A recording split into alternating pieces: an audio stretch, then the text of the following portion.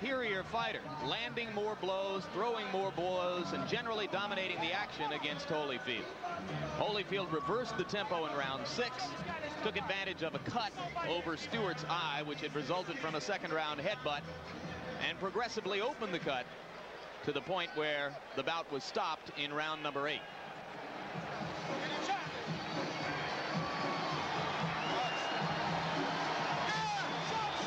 And there you hear a roar, which means that here comes Mike Tyson. It's a tribute to Tyson, incidentally, that despite what happened in Tokyo, he has filled this building with about 16,000 people. Aren't many fighters out there who can do that. Certainly no non-champions. Indeed, Mike will tell you in no uncertain terms that he's still the main man in the heavyweight division where ticket sales are concerned. He suggests that neither Holyfield nor Foreman, and certainly not Razor Ruddock, could ever dream of selling as many tickets or as many pay-per-view subscriptions for a fight as can he. Well, he's likely to be proven wrong on that when Holyfield does fight Foreman.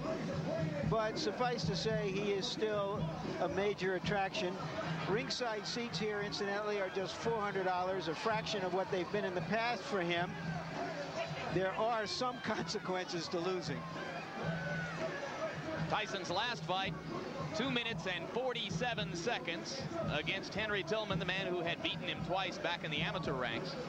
In that mob surrounding Mike are all 3 of the trainers now enlisted in Team Tyson: Aaron Snowell, Richie Giacchetti, whom you'll remember from his long tour of duty with Larry Holmes, and Jay Bright. The 3 of them nestled just behind the fighter as they make their way toward the ring. It looks like a T formation with a flanker, Jim.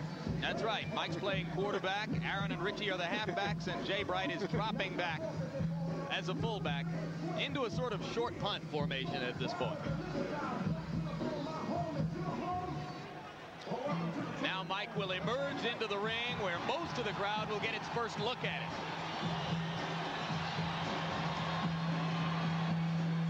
What he's wearing is a torn towel. And there you see the record. 38 wins, the 1 loss to Douglas in Tokyo. This the 40th bout of Tyson's professional career. His knockout percentage with 34 KOs is high, but not the highest in the history of the sport. And there goes Angela.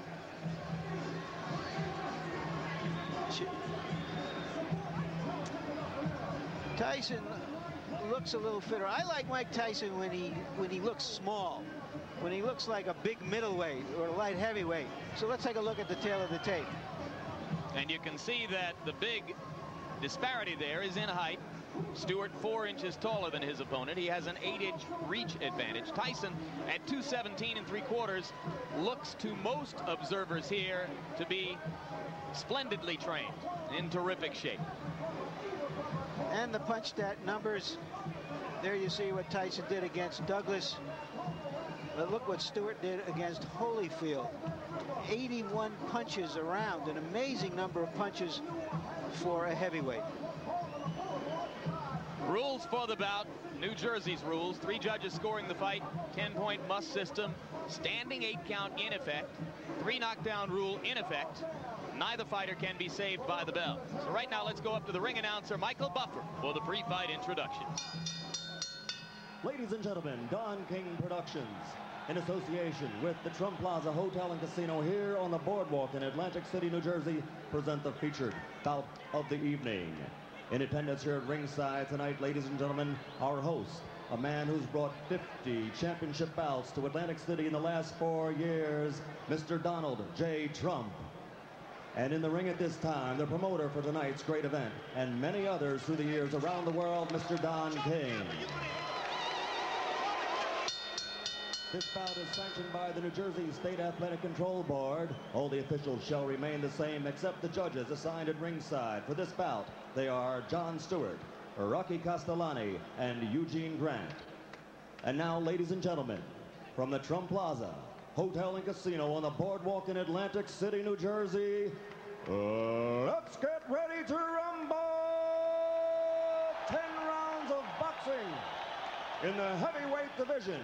The referee for this bout is Frank Cappuccino. Introducing first, fighting out of the blue corner, wearing the black trunks with gold trim. He weighed in at an even 218 pounds. He's originally from England, but now lives and fights out of Brooklyn, New York. His professional record, an unbelievable one, 26 victories, all 26 by knockout, only one defeat. He's the number 4 ranked heavyweight in the world. Ladies and gentlemen, Alex, the Destroyer Stewart.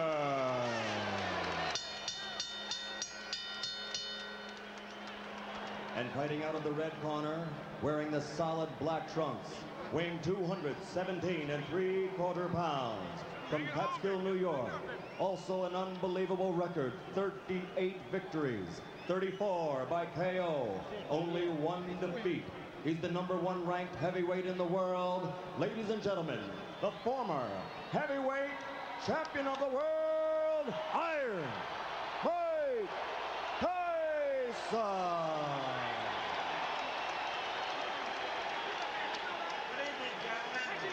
You're both given your instructions by the New Jersey Control Board. Protect yourself at all times. Like you, baby. Both your touch gloves. Come on, come on.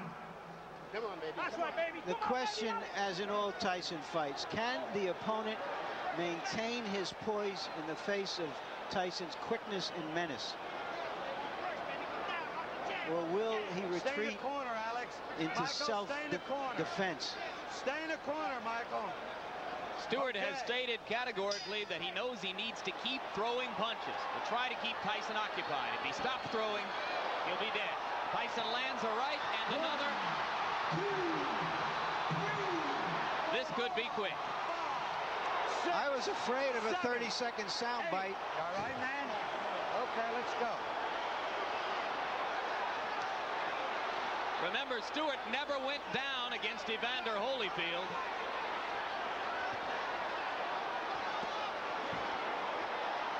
A shot to the body, another solid right hand. Stewart begins to throw as a means of trying to defend himself.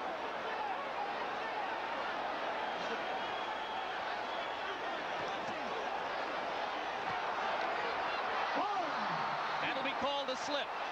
And Mike is a little wild as he goes for the kill. A good right hand that hurt Stewart again, but Stewart is still upright.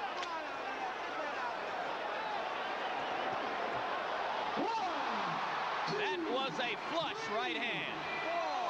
4, 5, 6, 7, 8, 9. He's up just at the count of 9, Jim. How you feel, man? Taking a good You look wanna is continue? Cappuccino. He's going to let him go. 3 knockdown rule is in effect. If Stewart goes down again, it's over. And Stewart has quit throwing punches. You can see how wobbly his legs are.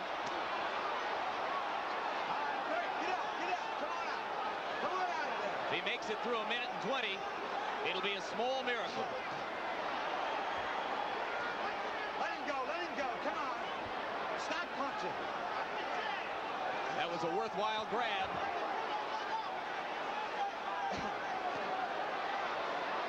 Tyson missed with a left that would have done it. He's very calculating now, Tyson. 2 more right hands land. All right, Alex, let him out, Alex. Stewart must land something or else it's just a question of a few seconds. That'll do it. 2, 3, 4, 5, 6, They're 7, forgetting that the 3 8. knockdown rule is in effect. That's it, This fight is over.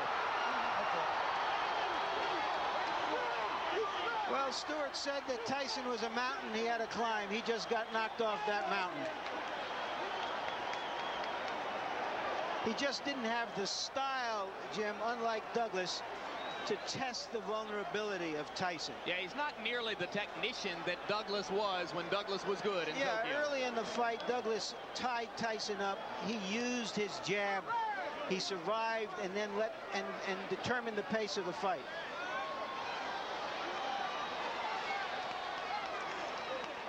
Nothing about him. You stay right there for a minute. Let me take a look here. He got fought in the early fight. The first fight, first punch. You know how many times you got knocked down? 3 times. 3 times. The first time, right? Yeah. You remember the first one? Yeah. Yep. Okay. Now, do you think you can stand up now? Just stand up for me. Put your feet together as you stand up. Put your feet. Hold me. No, I'm just holding you to see if you don't fall. Put your feet together. Let him go. Let him go.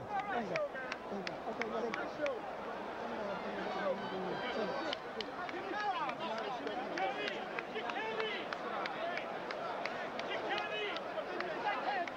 And here's the first of the 3 knockdowns.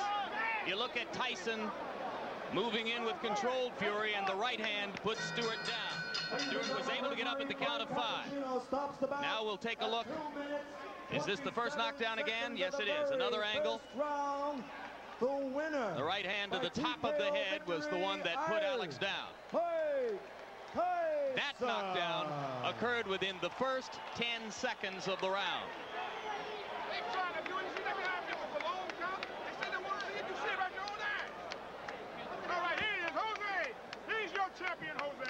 Now we'll take a look at knockdown number 2. By this time, Stewart still wobbly from the first knockdown, and he went down without Mike having to land a crushing blow. Another look at knockdown number 2. And you can see that the right hand simply glanced off the top of Stewart's head, but it was enough to put down a very wobbly fighter at that point. And now here's a third look at that same knockdown, knockdown number 2. The left to set it up, the glancing right off the top of the head, and Stewart down for the second time in the round. Still more than 1 minute 40 seconds remained in the round at that point.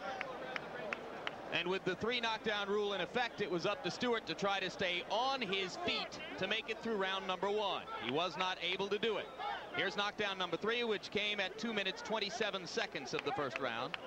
A right and a left, and that was enough for Alex Stewart. Referee Frank Cappuccino began the count, which was academic at that point because of the 3 knockdown rule. Another look at the third knockdown.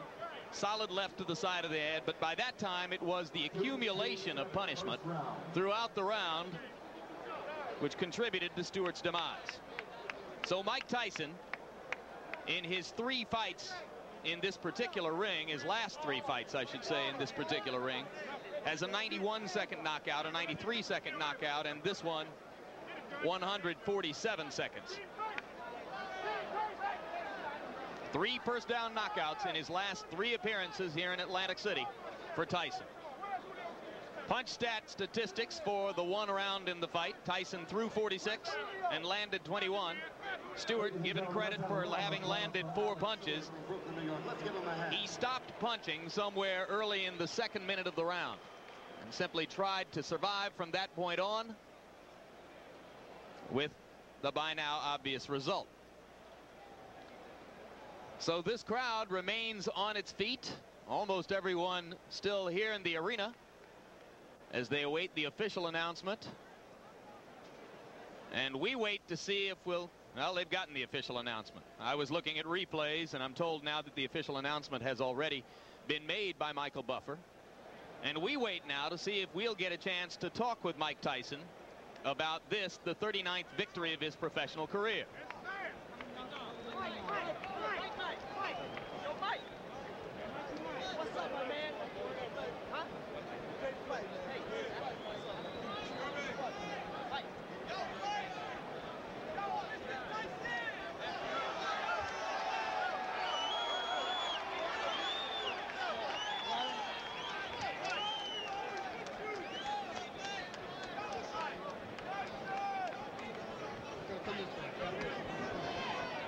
Ladies and gentlemen, is he back? Iron Mike Tyson, 227 in the first round. And here comes Mike Tyson to join us now at ringside. Congratulations on victory number 39. You came out with fury, to say the least. Knocked him down in the first 10 seconds of the round. If I can get you to turn toward the camera a little bit, Mike, how important was it to you to score a first-round knockout tonight? Well, I mean, I knew he was a dangerous fighter once he got warmed up. And my objective, I was in great shape. He was to go in there and put the pressure on him for 10 rounds. I knew I had to break him eventually. You appear to be in sensational condition. Do you feel considerably differently now than was the case 10 months ago in Tokyo? Absolutely, because my mind is more prepared. You know, I mean, that's what basically the whole standpoint came down to, is being prepared mentally. How does your situation compare now to what most people would regard as the peak of your career when you knocked Spinks out here in 91 seconds? Well, you know, I mean, I didn't feel like it was a substantial night tonight, because there's things that I know that I did that was mistakes. But, you know what I mean, a good fight, and I'm in good shape. And I just like to thank all my fans on HBO that's been supporting me. But I just like to say this is my last fight on HBO. It's because HBO, they think that you'd rather see Holyfield than me. Thank you for supporting me. I love you all. Bye. Mike, one final question. How important at this moment is the coming arbitration with regard to the WBC championship and the possible WBC title fight with Ruddock? Well, it really don't matter as long as I can fight for the title. I love to fight Ruddock. I want to show everybody he's not the baddest man in the world they once said he is. Would you rather fight the winner of Foreman Holyfield? Excuse me? Would you rather fight the winner of Foreman Holyfield? I would fight anyone. You know what I mean? But I'm fighting for the moment.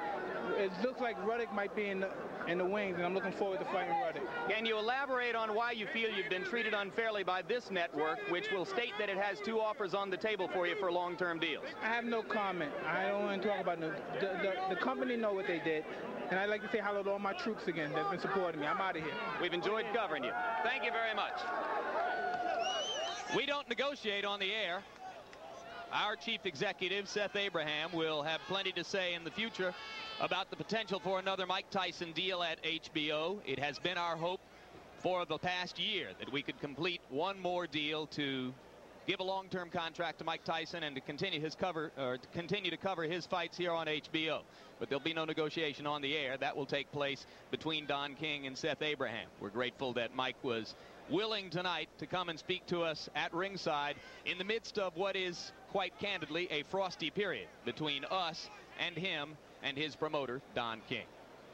So Mike Tyson has the 39th victory of his career, the 19th